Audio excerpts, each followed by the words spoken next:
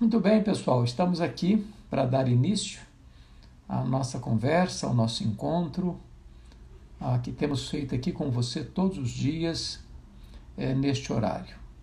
Obrigado porque você já está entrando e, na medida que você for entrando, peço a sua gentileza de clicar aí no aviãozinho, aí embaixo no seu vídeo, convidando outras pessoas para estarem conosco neste dia 23 de maio de 2020, sábado. Este é um dia que nós podemos ser gratos à generosa providência de Deus. Estamos vivos, estamos com saúde, estamos protegidos e guardados pela mão poderosa de Deus. Isso não significa que aqueles que nessa pandemia foram ceifados sejam menos amados por Deus. Nós não entendemos assim. A Bíblia diz que pessoas de Deus vivem, pessoas de Deus morrem. Pessoas de Deus são poupadas da morte e pessoas de Deus são poupadas na morte. Portanto, se Deus permite que você e eu vivamos, é porque Ele tem um propósito em nossa vida. É porque Ele tem um projeto ainda a cumprir na nossa carreira. É aquilo que o apóstolo Paulo disse em Atos 20, 24. Em nada considero a vida preciosa para mim mesmo, conquanto que complete a minha carreira e o ministério que eu recebi do Senhor Jesus, para testemunhar o Evangelho da graça de Deus. Para isso você e eu vivemos, para estarmos aqui como testemunhas, para sermos arautos, para sermos embaixadores. Temos uma delegação divina, somos peregrinos e forasteiros neste mundo. Nosso lar permanente não é aqui. Nossa pátria permanente não está aqui. Nós caminhamos para uma cidade cujo arquiteto e fundador é o próprio Deus. Aqui somos como que passageiros.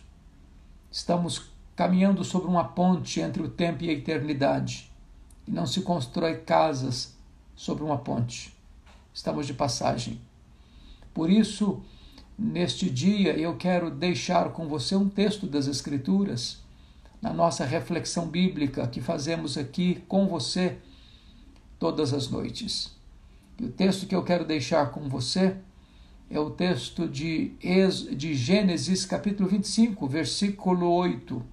Está escrito o seguinte: expirou Abraão, morreu em ditosa velhice, avançado em anos, e foi reunido ao seu povo.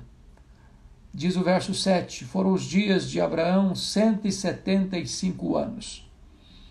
Você que pode fazer comigo uma reflexão matemática, vai se lembrar que Deus chamou Abraão aos 75 anos de idade. Se ele morre com 175 anos, isso significa que Abraão andou com Deus, em obediência a Deus, fazendo a vontade de Deus, atendendo ao chamado de Deus, cumprindo os desígnios de Deus por 100 anos, um século de caminhada com Deus. Que vida bonita! Perfeita? Não.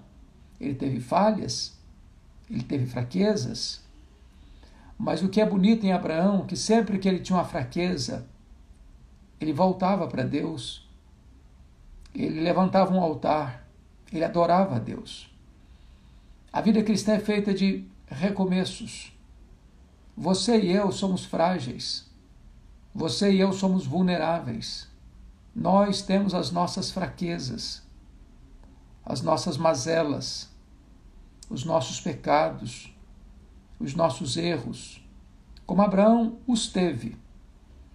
Mas que marca em Abraão é que ele era um homem temente a Deus, um homem de oração, um amigo de Deus, um profeta de Deus, um homem que tinha amor a Deus e temor a Deus.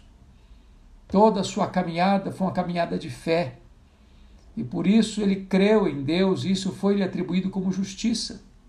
Por isso ele é o Pai dos crentes. Por isso todos aqueles que creem no Senhor Jesus são filhos de Abraão. Porque os verdadeiros filhos de Abraão não são aqueles que têm o sangue de Abraão correndo em suas veias, mas aqueles que têm a fé de Abraão habitando em seu coração. Dr. Billy Graham disse no seu último livro que a velhice não é para os fracos. Abraão, diz a Bíblia, que expirou e morreu em ditosa velhice. Ele não teve uma velhice de dor, de murmuração, de solidão, de fraqueza e de fracasso. Ele expirou, chegou o seu fim aqui na terra, completou a sua carreira, e ele morreu em feliz velhice. Um homem ativo ainda, um homem pleno de vigor ainda. A Bíblia diz que morreu avançado em anos e foi recolhido ao seu povo. Esta é uma expressão curiosa, porque ser recolhido ao seu povo tem um significado espiritual aqui. Não significa foi sepultado junto com o seu povo, porque a sua parentela morava na Mesopotâmia. E ele morre aqui na região de Hebrom, onde foi sepultado, na caverna de Macpela. A única pessoa da sua família que havia falecido até então era Sara. E desta forma, ser recolhido ao seu povo é uma expressão que significa imortalidade, que ele vai para aquele local que mais tarde o Novo Testamento vai chamar de seio de Abraão, que é o paraíso, que é o céu, que é o lugar de bem-aventurança eterna. Essa é a ideia neotestamentária da morte do crente. Abraão era um crente. Morrer é partir para estar com Cristo, o que é incomparavelmente melhor. É deixar o corpo e habitar com o Senhor. Então, aqueles que vivem bem morrem bem. Aqueles que creram, como Abraão creu, e por isso foi justificado pela fé, não tem medo da morte, não tem pânico diante da morte, porque a morte não é o fim, a morte não tem a última palavra, o túmulo não é o nosso último endereço. Nós vamos nos reunir ao nosso povo, à igreja do Deus vivo, à igreja dos primogênitos, àqueles todos que foram remidos e lavados no sangue do Cordeiro. Ele viveu, ele morreu, mas ele foi recolhido, reunido ao seu povo. Que coisa preciosa é a esperança cristã, de você saber que quando você fechar os olhos aqui neste mundo, a sua história não terminou, porque você será reunido a este povo, comprado pelo sangue do Cordeiro, que procede de toda tribo, raça, povo, língua e nação.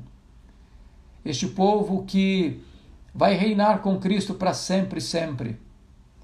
Este povo cuja pátria não é aqui, cuja herança não está aqui. Por isso que Abraão andou pela fé. Deus prometeu-lhe a terra prometida, mas enquanto vive ele estava. A única terra que ele comprou e possuiu foi o campo de Macpela, onde estava a sepultura da sua mulher, a sua sepultura, onde foram sepultados seus filhos, sua descendência.